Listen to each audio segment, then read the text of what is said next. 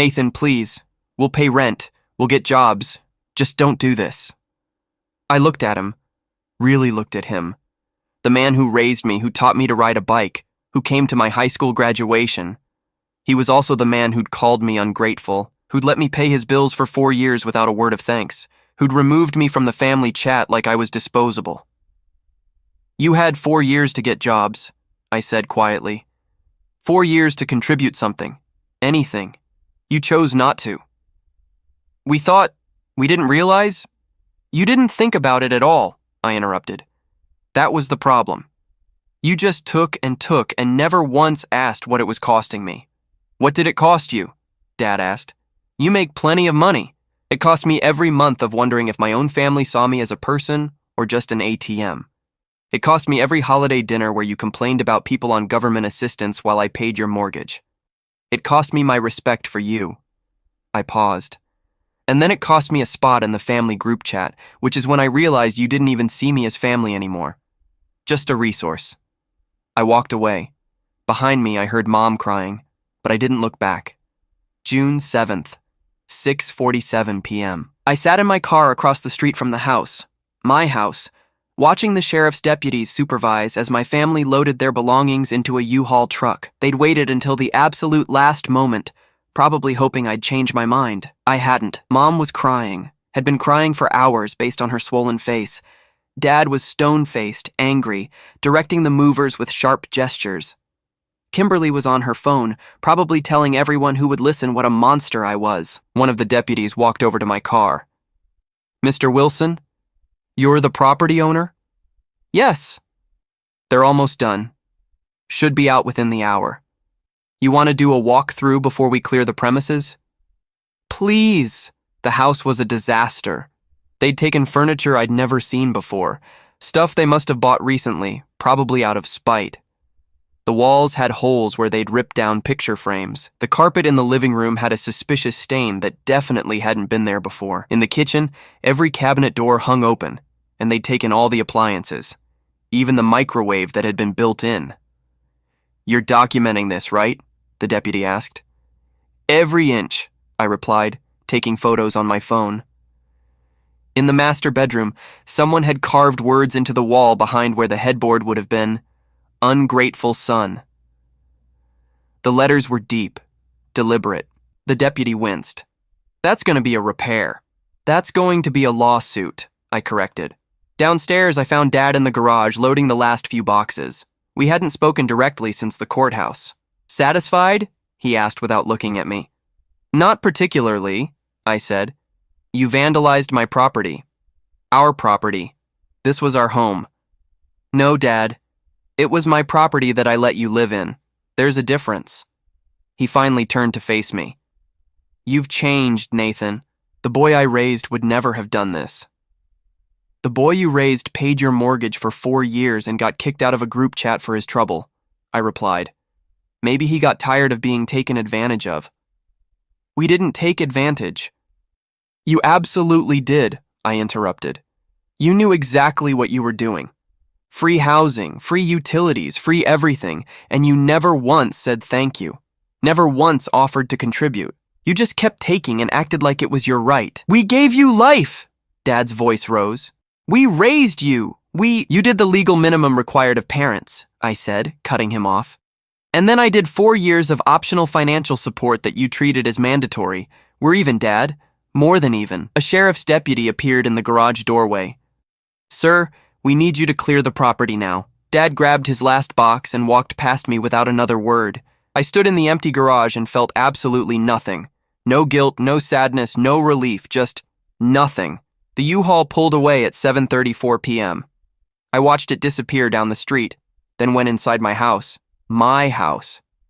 Those words still felt strange. I spent that first night cleaning, documenting damage, making lists of repairs needed, the carved insult in the bedroom, the stolen appliances, the mysterious stains, the holes in the walls. I took photos of everything, measurements, detailed notes. All of it went into a folder for my attorney. At 11 p.m., my phone buzzed. Uncle Ray. Uncle Ray, they're staying with me tonight. Your dad's in bad shape. Nathan, did he tell you what they did to the house? Uncle Ray, No. What did they do? I sent him 3 photos: the carved insult, the damaged walls, the missing appliances. Uncle Ray. Jesus. Uncle Ray. How much to fix? Nathan. Few thousand, probably. Not counting the appliances they stole. Uncle Ray. I'll talk to him. Nathan. Don't bother. My attorney will handle it. Uncle Ray. They're family, Nathan. Nathan. They stopped treating me like family 4 years ago. They just didn't stop taking my money. Uncle Ray. Fair point. 3 days later, Rebecca called with news. Your father's attorney wants to settle.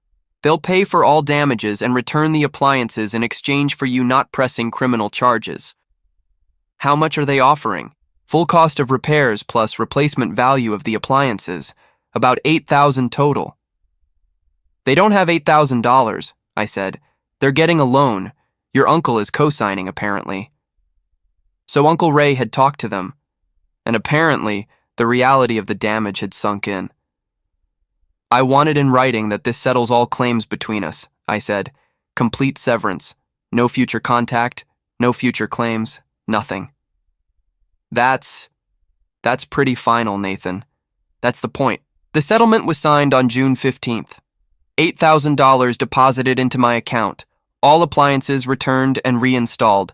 A legal document stating that Gerald Wilson, Patricia Wilson, Kimberly Wilson, and Nathan Wilson had no further obligations to each other, financial or otherwise. I had the locks changed that same day. 2 weeks later, I was having coffee on my front porch, when a car I didn't recognize pulled up. My aunt, Mom's sister, got out. Nathan, can we talk? I gestured to the empty chair. She sat, looking uncomfortable. Your mother asked me to come, she said. She's too ashamed to face you. Okay, she wants you to know she's sorry.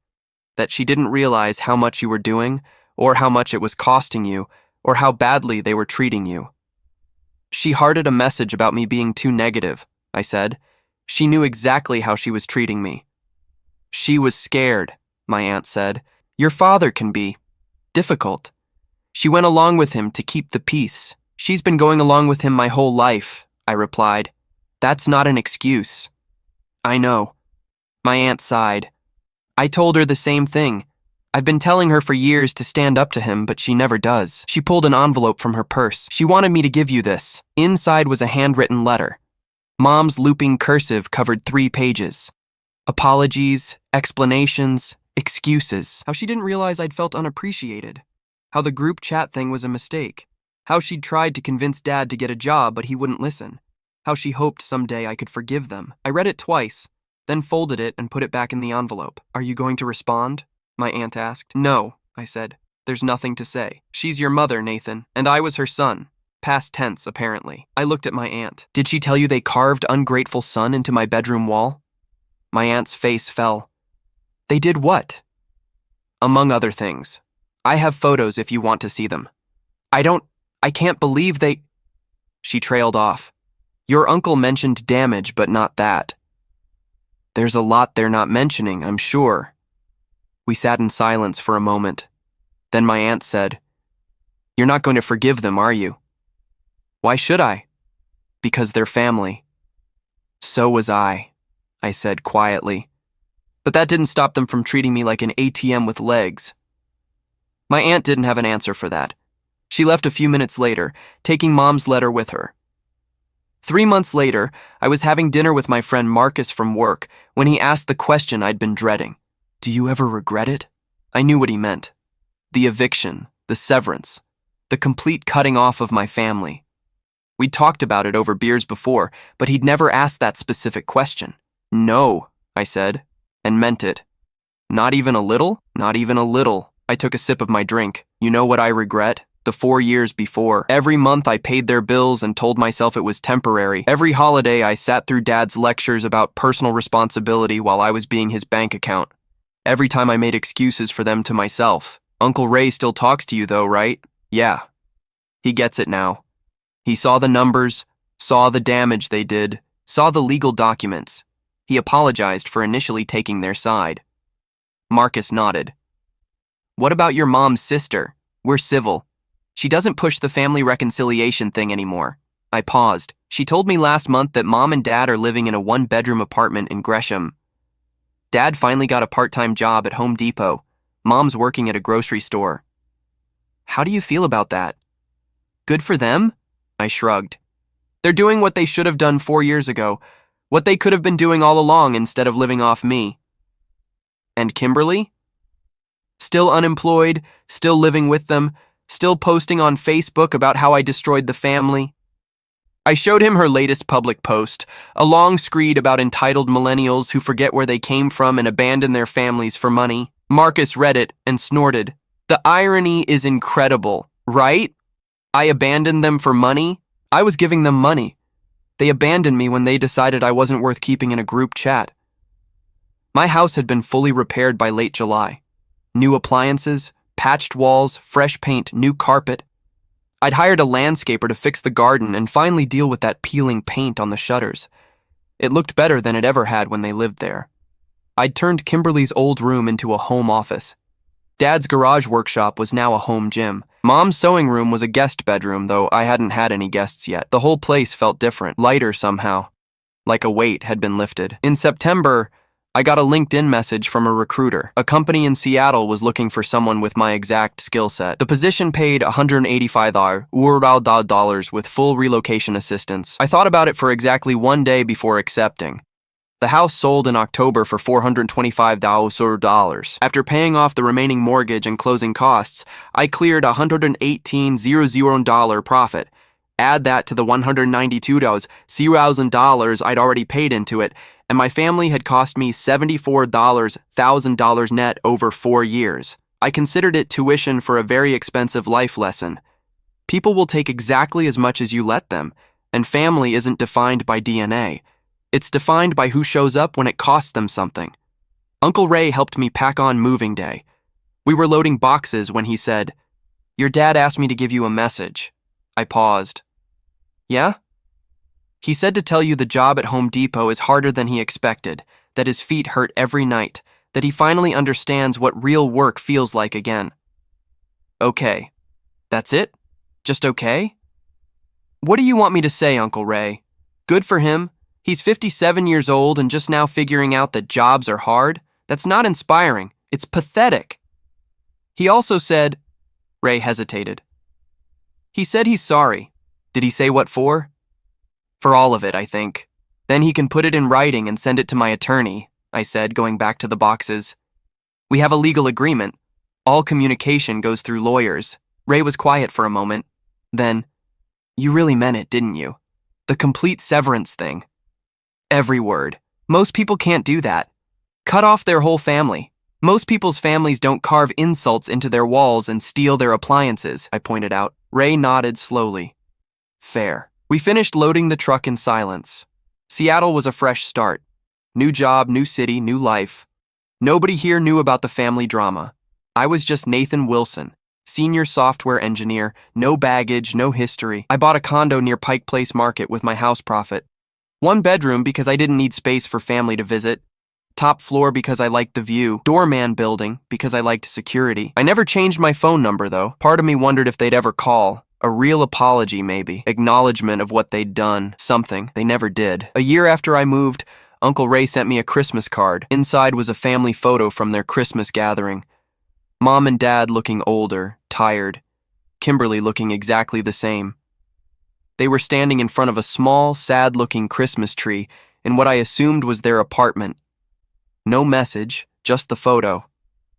I looked at it for a long time, these people who shared my DNA but nothing else. Then I filed it with all the other documentation from that period of my life.